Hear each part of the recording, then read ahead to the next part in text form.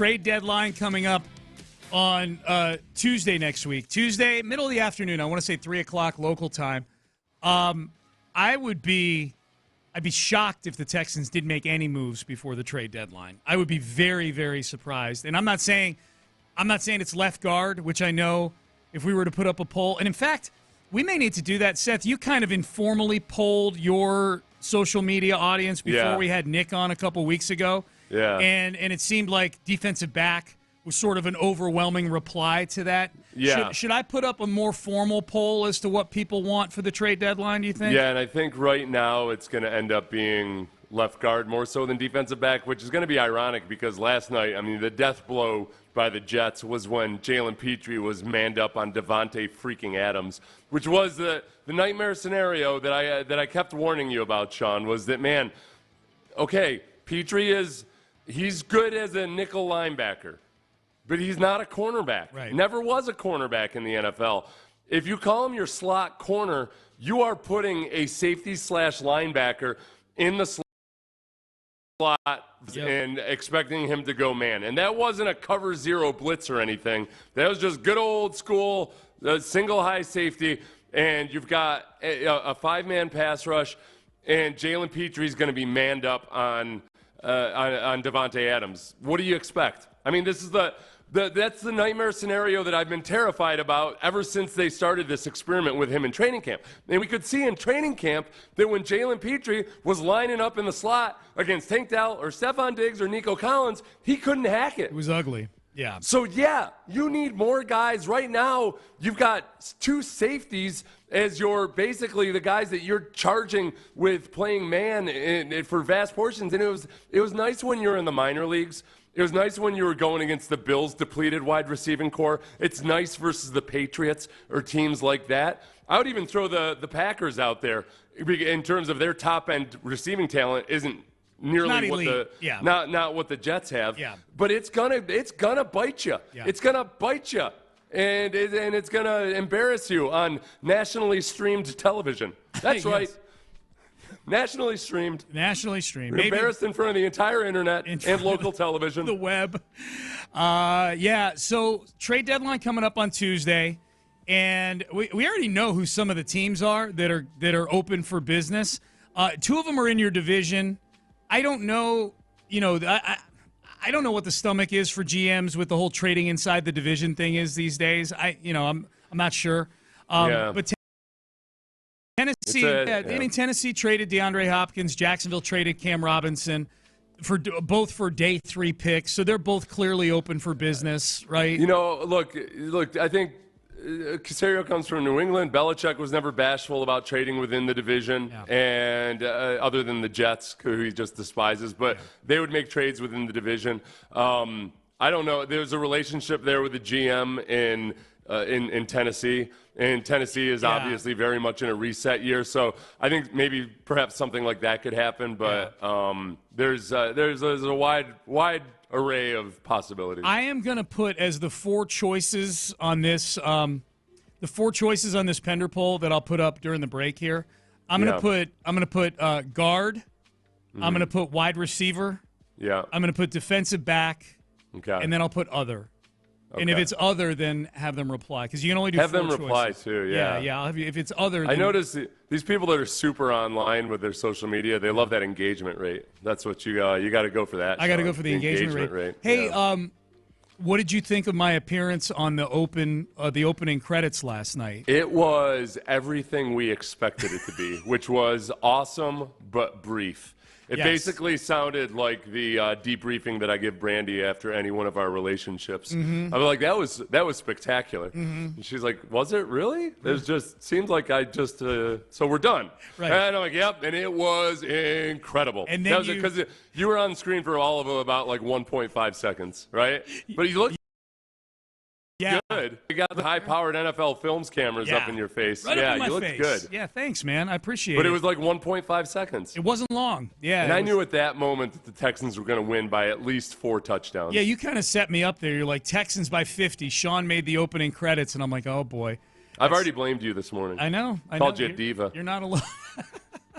Yeah. Trying to get your 1.5 seconds of screen time. Oh, yeah. No, they've The already. amount of money they put into these things. You guys got to understand. NFL Films was in there with us for an hour. They got three workers, and they were in studio for a half hour, but they had to be there before the show and then breaking down and everything, travel to it and everything. And they did that for all of 1.5 seconds of screen time. It's incredible. For the intro. It is the level of meticulousness that goes into it. I mean, I don't know. Like, part of me is like, okay, is that a good use of resources there? You know, they should. You know what? They should hire whoever organizes all of that, because so much of these productions, it takes the interviews that they're doing during training camp. They're kind of cataloging them and getting them ready for a production and everything. Right. We could tell at training camp a couple times there were producers from national broadcasts that were there just to ask questions that day that they can use in Sunday Night Football or what have you.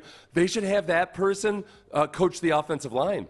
Oh, that's an attention to detail. Is it ever? That frankly seems to be lacking around these parts. Yeah. Can you imagine? Like, that would be amazing. They fire Chris Strouser, but they hire that Chris that was here filming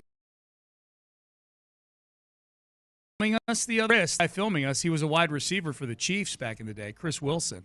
He was a wide receiver? He was a wide receiver, yeah. He's a big wide receiver. He's not a fat guy. He's a big guy. No, he's big. He's kind of thick. Yeah. He's kind of muscular. I was going to ask if he was a defensive end or something. He played at the University of Pittsburgh with Larry Fitzgerald back in the early 2000s. Yeah. Taught him everything he knows. That's what he told us. Yeah, no, he didn't say that.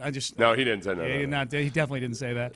So that was the fun part of last night. Yeah. And then it was fun for a little while. It was fun when Malachi Corley dropped the football. Yeah, when did it stop being fun for you last night? Like, it was never fun. Even after Malachi Corley. Because you know what the problem was? 3 guys on defense got collapsed for Malachi Corley to run in and stop himself at the goal line. There were, yes. No, we owe more to Sir Isaac Newton, and before Sir Isaac Newton, gravity didn't exist. It was a mess everywhere. But then he invented gravity, and then it allowed that ball to fall to the turf. Thank you, Sir Isaac Newton. Yeah, Thank you. Everybody's floating around in space, and Sir Isaac Newton grabs an apple and he drops it and he said, I'm going to invent gravity. Yeah. And someday Malachi Corley, great name, by the way, will gift the Texans 7 points. Thanks to gravity. That was a 7-point swing right there. Yep. And he did us the honor of letting it roll out of the end zone to be sure it was a touchback. Yes. The reason I asked you when did that game stop becoming fun for you last night is because that game was never fun for me last night. Yeah. There were so many points in that game. And there's something about that stadium that makes it less fun that one of you guys is going to get hurt. But I looked over to, our boss was up there. We were watching the game up here in the live lounge, and our boss was up here. A few other, T-Mill was up here. And there were so many times I looked at them and I said, I am not enjoying this. Even when the Texans were winning, I'm like, I just want to get the hell out of here with a win. I am not enjoying this right now. No. The very beginning of that game was everything that Thursday Night Football has come to promise you and that you can expect. It looked so much like the Jets were playing the worst version of the Jets, and that this was going to be a battle of which team can avoid the most catastrophes. Right. It really was. It was narrowly averted catastrophes, left and right, at the beginning, and that's what kept the game close. And yet, so what I expected in the second half if the Texans lost that game would be that there would be a couple of really weird occurrences, because there were recipes for it. Kadar Holman,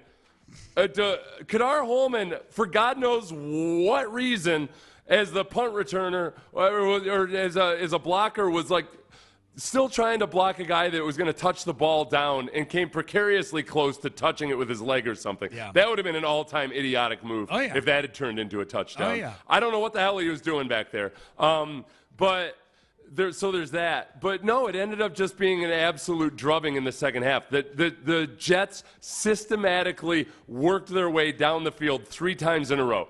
They had 3 meaningful possessions when the game was still in contest, and they scored a touchdown on a sustained drive every single time in the second half. The offense doing its part, and as they had for the 2 previous games, didn't even score a touchdown in the second half. Yep. You can't even score a single damn touchdown in the second half. 6 all season. 6 second-half touchdowns in 9 games. It's unacceptable. It's remarkable in a bad way. It's really bad. Second quarter, Sean. That's when games are won in the Yeah, NFL. I Got to guess. win it in the second quarter. I suppose.